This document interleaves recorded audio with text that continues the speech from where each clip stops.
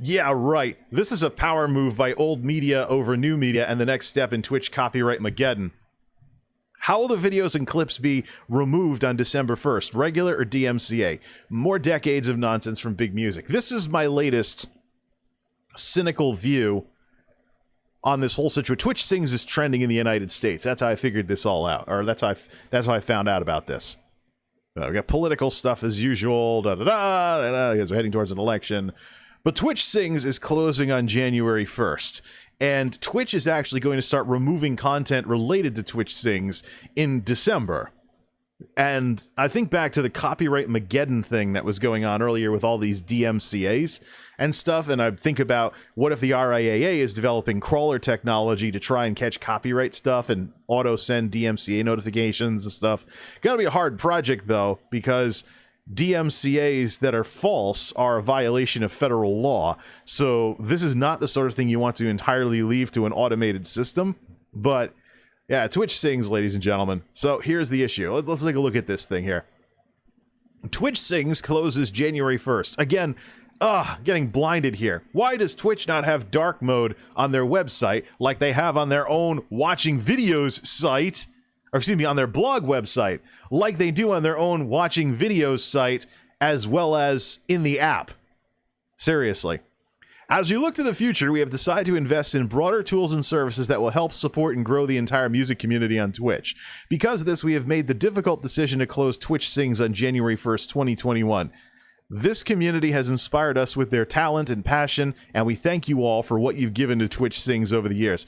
I don't believe a word of this. This looks like some kind of corporate statement, and I think what's going on here is behind the scenes there might be some kind of thing where they shut this down in order to roll out some system to play nicer with music companies. I know that's something that they've had to work on and stuff like that.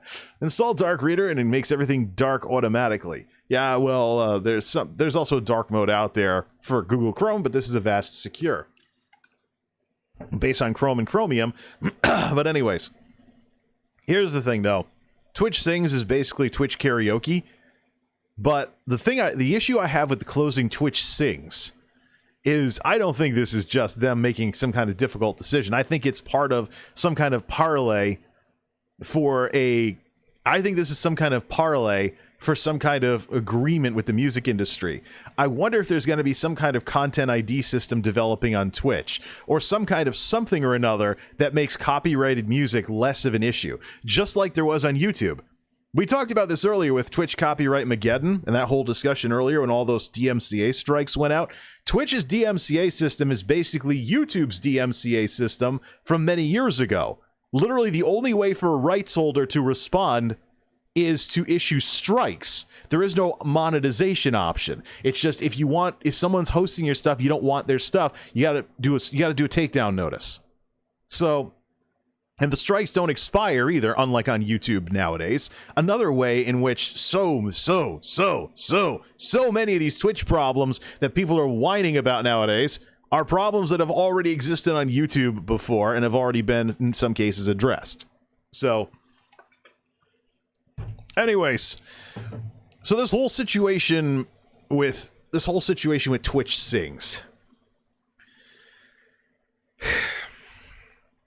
I think it's a bargaining chip. I think shutting down Twitch Sings is basically part of something else. There's going to be something else that rolls out on Twitch.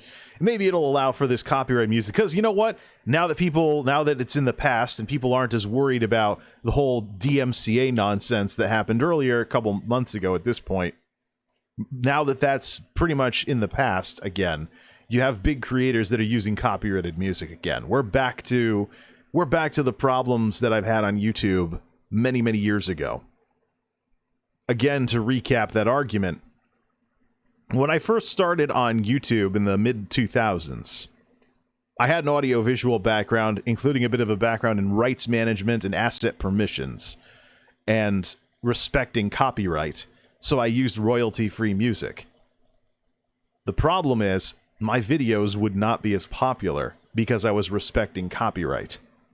The people that were using copyrighted music were getting more views, until the DMCA system became more of a thing and they started getting strikes. So there was a time when certain creators using copyrighted stuff were benefiting immensely because it was stuff that people knew. And then when the system got cleaned up, they whined and complained, but by then, the damage was done.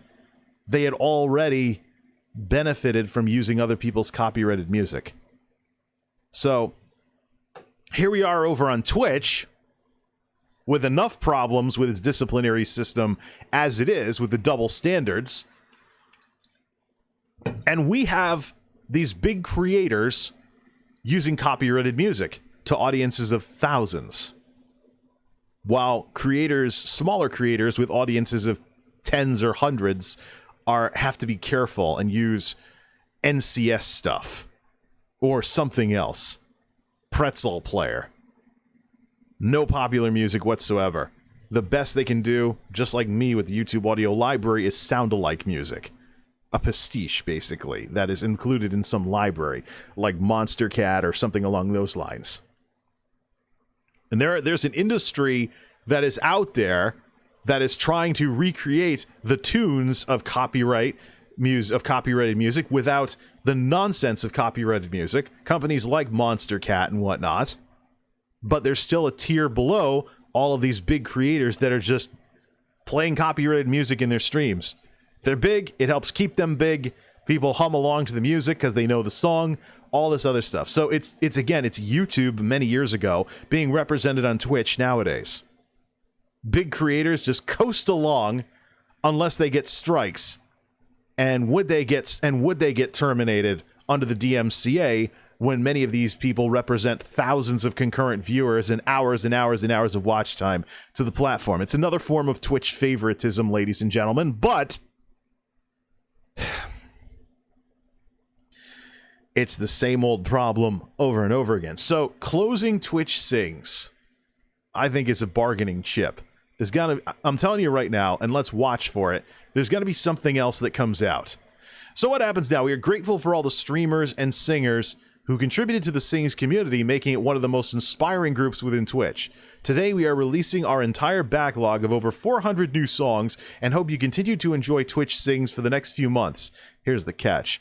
On December 1st, we will begin removing Sings videos and clips per our contractual obligations. Licenses, baby. And on January 1st, the game will stop working. Looking ahead, we're excited to share more about the future of music on Twitch and how we're working to make Twitch the best place to bring you closer to the artists and music you love. Oh, okay. You mean like MySpace did after they stopped being MySpace? Here's the issue that I have with all of this. Zoom it in. On December 1st, we will begin removing Sings videos and clips per our contractual obligations. Are they just going to be removed? Hopefully there isn't some DMCA or something. But the DMCA element of this is what has me confused. And concerned. Because guess where else content from Twitch Sings is? That's right. YouTube. There is all kinds of Twitch Sings videos on YouTube, and why wouldn't there be? There are all these creators out there that are telling Twitch streamers, make YouTube videos, use YouTube as a means to an end, it'll grow your Twitch stream, because Twitch sucks. They don't say the last part, but that's fundamentally what they mean. Twitch's technology is radically inferior to what Google has. We all know that, but it does work sometimes. I've been introduced to some creators here on Twitch these past few weeks who are stylistically similar to people I decided not to follow or support anymore. So the algorithms are introducing me to replacements for creators for creators I decided not to follow anymore. This technology is on Twitch, it's not as developed and it's not as widespread. And there's a few design issues like Twitch. Like Twitch, for example, will mix in people you're already following to your front page, unlike YouTube, where there's a little bit of a mix, but YouTube has way more of people you haven't seen yet, as the platform tries to get you interested in more and more creators. So if something happens to the creators you are watching, you're still watching and contributing those watch hours and growing those CPMs by making the advertising more valuable on YouTube. So What happens, though? I mean, I just went poking around before the show. One of the reasons why I'm late, by the way. I went poking around before the show on YouTube, and I found a Twitch Sings video on YouTube of XQC singing Take On Me. Now, that's a riot in and of itself in terms of the comedy value. Here's a guy who plays Overwatch and other games like that, and is known for basically being the ultimate man-child on Twitch. You want to know what our parents were worried about when they thought we were playing too many video games? What we would turn into if all we did was play too many video games all the time? The man of the hour. Watch XQC. You'll get plenty of, well, yeah, he basically is what, and I don't know how much of it's an act or a persona or something, but now you imagine somebody like that doing karaoke. Right. So, anyways, Twitch Sings closing down, but I don't think this is the end of the story. I think the new music announcements and stuff are going to prove that closing Twitch Sings was a bargaining chip in order to bring these new things into existence.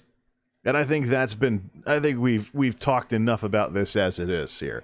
That's the one thing I have that is not related to the potential talent inversion that we may be looking at for YouTube versus Twitch.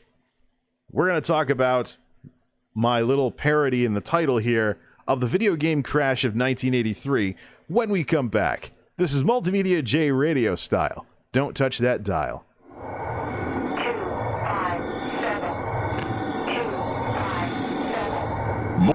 MultimediaJay radio style.